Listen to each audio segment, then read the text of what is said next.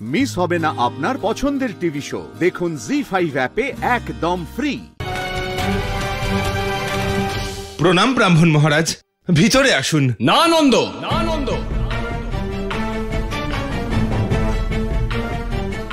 আমরা তোমার গৃহে ততক্ষণ প্রবেশ করব না নন্দ, যতক্ষণ না তুমি আমাদের এটা বলবে যে তোমার কানাই কে আর ও কার সন্তান,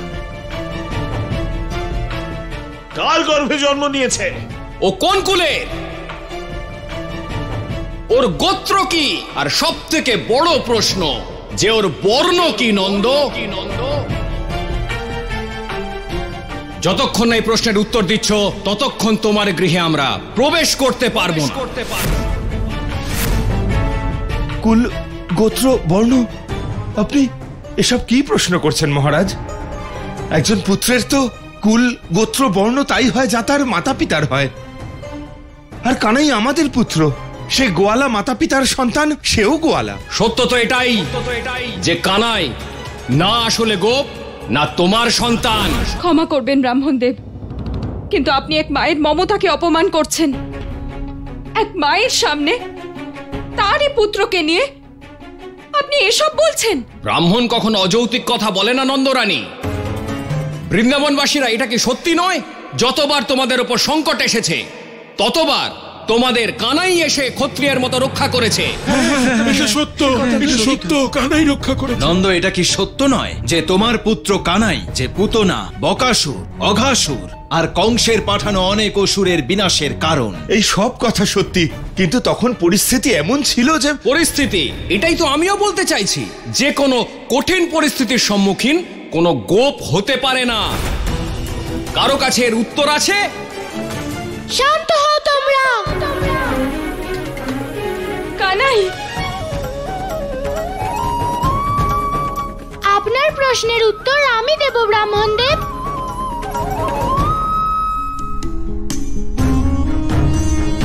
আমার বিনাশ,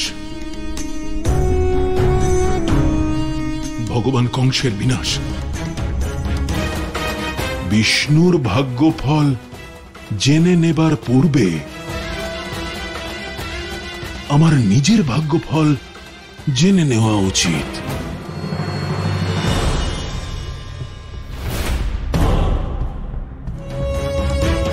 যদি এটাই বিধির বিধান হয় তাহলে সেটাকে আমার পক্ষে পরিবর্তিত করে নেব।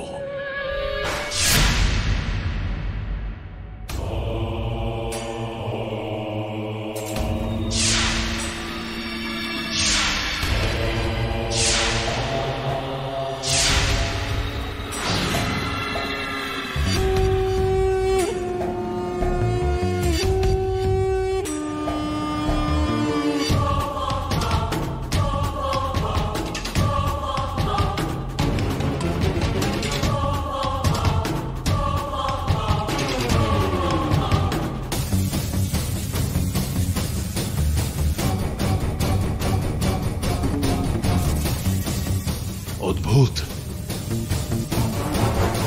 অকল্পনীয়, আকর্ষণীয়। এই স্থান তো দেখছি স্বর্গের চেয়েও সুন্দর, কিন্তু এ কোন স্থান?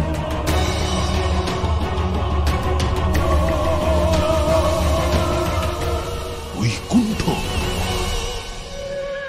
বৈকুণ্ঠ, বৈকুণ্ঠে এসে গেছি আমি।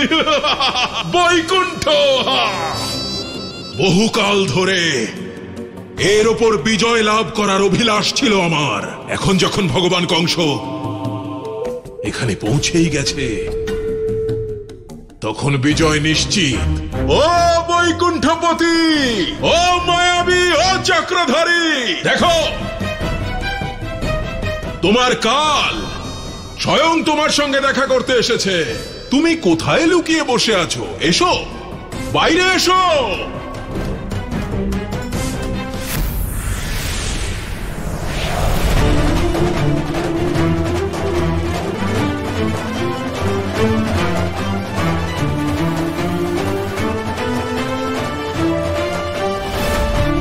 ব্রাহ্মণদেব, যেই গোপালক গাভী চড়ায় সেই গোপালক গাভীদের রক্ষার জন্য অস্ত্রও ধরতে পারে, আর তার জন্য ওর ক্ষত্রিয় হওয়ার কোনো প্রয়োজন নেই। আমার মা বলে ধর্মশাস্ত্রে এমন কোনো কথা লেখা নেই যা জন্ম আর বর্ণের ভিত্তিতে মানুষে মানুষে ভেদাভেদ করে। শোনো বালক, আমরা কাশীর পুরোহিত, আমরা বংশ পরম্পরায় বেদ আর শাস্ত্র পড়ে আসছি। তুমি জানতেই যখন চাও তাহলে শোনো, ঋগ্বেদের দশম মণ্ডল আর 19তম মন্ত্র, যাকে পুরুষ সূক্তও বলা হয়, ব্রহ্মাদেব স্বয়ং বর্ণাশ্রম ব্যবস্থার স্থাপনা করেছেন। সেই বর্ণাশ্রম ব্যবস্থার অনুসারে তোমার মধ্যে যে গুণ প্রকট তা এক ক্ষত্রিয় সন্তানের থাকে। প্রভু, এ আমি কি শুনছি? আপনি তো এই সংসারকে কর্মপ্রধান বানিয়েছেন, তাহলে পরম পবিত্র গ্রন্থ ঋগ্বেদে জন্ম আর বর্ণের আধারে মানুষের মধ্যে বিভেদ কি করে থাকতে পারে প্রভু? দেবী, ব্রাহ্মণদেব ঋগ্বেদে যেই বর্ণভেদের কথা বলছেন তা দেবতা রচিত নয়, বরং কিছু স্বার্থান্বেষী মানুষ তার আর তার পরিবারের লাভের কারণে ওই বর্ণভেদের রচনা করে ঋগ্বেদে সংকলিত করেছে। আর অন্ধবিশ্বাসী মানুষ সেটাই স্বাভাবিক বলে মেনে নিয়েছে। কিন্তু এখন কি হবে প্রভু? কিছু স্বার্থপর মানুষের কারণে এই অন্যায় পরম্পরা বেড়েই চলেছে, এর বিনাশ কি করে হবে?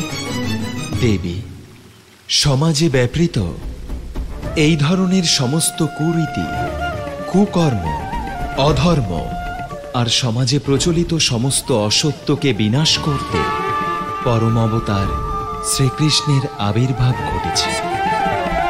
কানাই, এই সংসারে, এই সমাজে যুগ যুগ ধরে বর্ণাশ্রম ব্যবস্থা চলে আসছে, আর এই ব্যবস্থাই আমাদের ধর্মের ভিত্তি।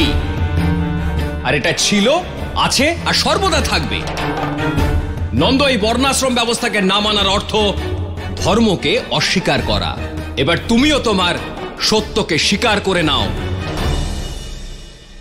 অন্যথায় এই ধর্ম, এই সমাজ যুগপ্রাচীন ব্যবস্থাকে ত্যাগ করতে হবে।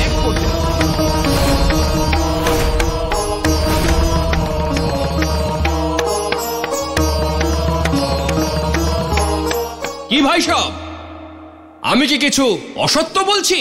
ব্রাহ্মণ মহারাজ, আমরা কখনো এসব শুনিনি, কিন্তু আপনাদের মতো জ্ঞানী মানুষদের কাছে শোনার পরে আমরাও এখন ব্যাকুল হয়ে উঠেছি নন্দরাজ। হ্যাঁ নন্দরাজ, আমাদের সবার জন্য কৃপা করে ব্রাহ্মণ দেবের প্রশ্নের উত্তর দিন। হ্যাঁ, নয়তো আমাদের বাধ্য হয়ে আপনাকে সমাজ থেকে ত্যাগ করতে হবে। উত্তর দিন নন্দরাজ, উত্তর দিন নন্দরাজ। কি ভাবছো নন্দ?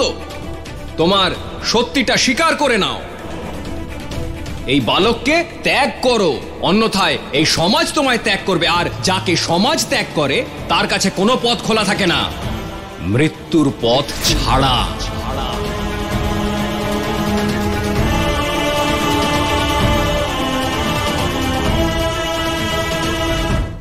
জি5 ডাউনলোড করুন আর সব এপিসোড দেখুন একদম ফ্রি।